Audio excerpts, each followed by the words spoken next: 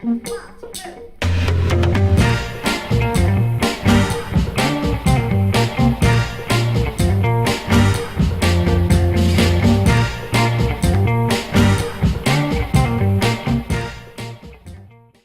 to focus a little bit on what's been going on in Mexico, where I work, and then Shannon's going to talk about the Rocky Mountains, where she is primarily located.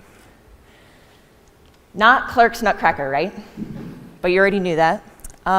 These are pileated woodpeckers drawn by James Audubon. So James Audubon, 118 years ago, started the oldest citizen science project that still goes on today. And that's called the Christmas Day Bird Count. I don't know if you have a crazy aunt who goes out and looks at birds. Yeah.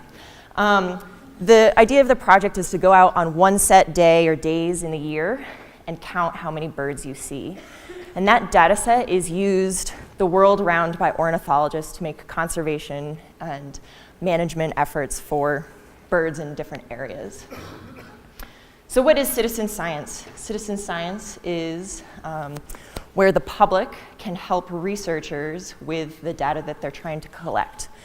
And usually it's very simple methods and very simple tools that are used, often just a camera. Like this is turtle scoots, and all I did was put out my hand as a unit of measurement. Done. How can citizen science help researchers?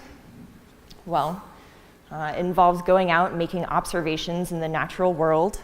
And these observations are used specifically for data collection, but then that gets taken to the stakeholders who are interested in making land management decisions, such as in Bears Ears. At NOLS, how can we help researchers? Well, we go out into these really remote areas for lots of contact days, one after another. And so our presence in the field is something that researchers often don't have either the time, the resources, or the skills to actually do. And so, maybe we'll get a course for researchers someday, or maybe we'll get like Bill Nye out in the field with us. But for now, we're a pretty good resource for them. What can this help or supplement to the NOLS curriculum? As far as learning goals and objectives, it creates a wonderful sense of place activity. Doing research in a field, looking at things, observing. I don't know if you're in Jeff and Nikki's activity, but just taking an extra moment to observe nature. What else can it do? It can also inform our students about some of the perils and threats that our natural world has. This is part of the curriculum learning and curriculum goals, and maybe they might take something away. Maybe they'll just feel bad for whale sharks. And then we create this opportunity for students to feel like they're giving back to something bigger, create that sense of purpose, something that they are contributing to while they're on that NOLS course. Maybe it's helping out on a trail, maybe it's helping researchers identify certain critters in the world. So I work down in Mexico with a researcher named Dani Ramirez, and she's a world-renowned whale shark expert, and she's come to photograph and identify and ask questions about where whale sharks are going to and coming from, and we get to see these out on our NOLS courses. How cool is that? This is actually an instructor, Curtis Tronalone. He's swimming next to about a 5 or 6 meter shark. 5 or 6 meters is like me to, I don't know, maybe Ian. Raise your hand, Ian. Great. So like maybe something like that. Whale sharks can get up to 20 meters long. So that's like Ben Reeder over there, Rachel Price. That's like really big. So it's pretty cool that we're able to sit in the water or swim in the water with these creatures. So what Dani's looking for is she takes these images of the whale shark's flank, and their spot pattern is like a fingerprint. So just like us, we're identified by our fingerprints, unique. Whale sharks are the same. And what she's been finding, whale sharks are found in sort of the tropical and subtropical areas of the world. What she's been finding in the Sea of Cortez, this is the Baja Peninsula, is that in this area that we run our courses, we've been finding a lot of juvenile male whale sharks. Some extrapolations that she's made are that this is a nursing ground. This is where baby whale sharks go to hang out. It's relatively protected, they get their food, and they're able to relax there. This could be a really important place to conserve and preserve for future whale shark generations. What you might notice in this image, calm, beautiful waters, easy to slip over the side of a boat and take some pictures of a whale shark. As you can imagine, conditions aren't like this every day. So there is a risk management component that, as an instructor, I'm constantly thinking about before I let a student get in the water with a shark. I forgot to mention that they're planktivores. They're harmless sharks. Another aspect of citizen science that we do down in Baja is in all of the course paperwork, the CL folder, there's this little pamphlet. It's kind of innocuous, nobody really knows that it's there sometimes. But the marine park in Loreto, which is a UNESCO World Heritage Site, is looking at the usage information and data for the park itself. And what they're interested in finding out is how many people, what they're doing there, any resources that they're taking, if they're fishing or otherwise, and then also the neat creatures. On this last course that I just worked, we saw over 50 whales, 50 individual whales, either breaching or spy hopping. It was incredible. And so we wrote that down on that information sheet that went to the marine park. So that information is able to inform the government where the resources and dollars are going to and kind of coming from. And what we're hoping to allow them to realize is that tourism is such a robust market, and that fishing, especially like shrimp fishing, which is not so sustainable, is sort of deprioritized, and tourism and the conservation of these really amazing places is prioritized.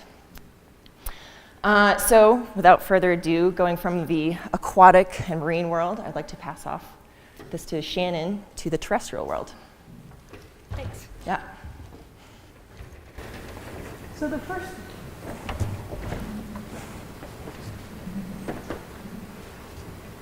terrestrial study I wanted to talk about is one looking at the effect that light-absorbing particles have on snowmelt. Light-absorbing particles deposited on snow change the amount and timing of snowmelt, and this is important in both an annual snowmelt perspective and as we watch glaciers shrinking due to climate change. In 2015, Carl Schmidt from the National Center for Atmospheric Research in Boulder, he's the guy on the left here, asked NOLS for help studying light-absorbing particles and their effects in Wyoming and in Chile. This project involves collecting a sample of snow in a Ziploc bag and then taking it back to camp, melting it, filtering it through a little paper filter, and then at the end of the course, sending those filters to Carl so he can analyze what particles are caught in each filter. And we also measure the area, take GPS coordinates and measure things about the area where we're doing the collecting. So he's using this to help him model how light-absorbing particles are affecting things in the Rockies using our samples from Wyoming and other citizen science collected samples from throughout Wyoming and Colorado. The Chilean samples are helping look at how glacier melt in the Andes is being affected by light-absorbing particles. Then the next terrestrial study that we've been working on is with Clark's nutcrackers. This is ornithologist Taza Shannon. She works at the Cornell Lab of Ornithology, and she's been studying nutcrackers in Wyoming for more than a decade. Nutcrackers are important because of the keystone role they play in high-elevation whitebark pine ecosystems. These ecosystems are declining because of a combination of white pine blister rust, which is an invasive non-native fungus, and pine beetles, which are native species whose range is expanding because of climate change. Nutcrackers and whitebark pines have a symbiotic relationship where the nutcracker is about 90% dependent on whitebark pines for their food. Their calories come almost exclusively from this tree, and the tree is 100% dependent on the birds for seed dispersal. They're the only thing that takes the seeds and leaves them in places where the trees can grow again. So Taza's been looking at that. Then Anya Tyson, who a lot of you may have met because she spent last summer here putting this project together, she came up with the idea. She was a technician for Taza one summer and came up with the idea that NOLS has hundreds of students out in the backcountry in places that Taza and her technicians can't get to or don't have time to get to.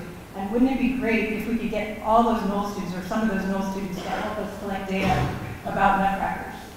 So she put together a project, created curriculum resources that helped us take this project into the field and collect data that will help her and at the same time will help us teach our students more about environmental studies. Last summer we had about 200 students, more than 200 students, gather data on Clark's nutcrackers on about 20 different courses. Each group first assessed the habitat where they were going to collect data, and then they spent 10 minutes just watching and listening for nutcrackers and recording each minute whether they saw or heard any or not. And one thing that Anya always emphasizes is that 0 is a really important data point. So they or not is a really important thing and is a great answer to the question. With 56 different points that NOLS courses were able to collect contribute a lot to the Clark's Nutcracker Project last year. Taza and Anya looked at the data that we collected and they compared it to data collected by scientists and technicians and found that data collected by NOLS courses was equally valid to data collected by professionals. And that's a finding that has occurred in other examinations of citizen science data, that amateurs can do almost as good a job as professionals fairly consistently if they're well trained and have the right equipment. So what that means in the long run is that information collected by NOLS courses really will have an impact and really is important in the long-term monitoring of Clark's nutcracker populations and the white bark pine ecosystem. I want to say thanks to everybody who's here. I know a lot of you actually participated in this last summer. And it takes a lot of work to incorporate a citizen science project into your course. But it really can be an amazing thing. So thanks everybody who did that. Also, Anya heard feedback from people. She spent a lot of time talking to students, talking to instructors, talking to administrators. And the biggest piece of feedback she got was that the habitat assessment was too hard, too time consuming, and actually stood in the way of doing this study. And so she's modified that for this year. So if you're coming back this year and interested in doing her study again, I think you'll find a habitat assessment a lot easier and more fun to do. So in summary then, in 2016, we had more than 300 instructors and students participate in citizen science projects. This is Anya on this stage, playing her accordion, singing about Clark's nutcrackers. This Wyoming Citizen Science Conference was here, and that's where she was doing that. She's very entertaining. But anyway, we had more than 300 students and instructors at NOLS Rocky Mountain and NOLS Mexico participate in the various citizen science projects, and our goal is to just keep growing that. We hope to have the projects that we've talked about today will continue this year in 2017. And in the long run, we hope to add other NOLS locations into the citizen science program. So if you have ideas, suggestions, questions, please come talk to us. We'd love to find ways to expand citizen science more broadly across NOLS. Thanks for being here.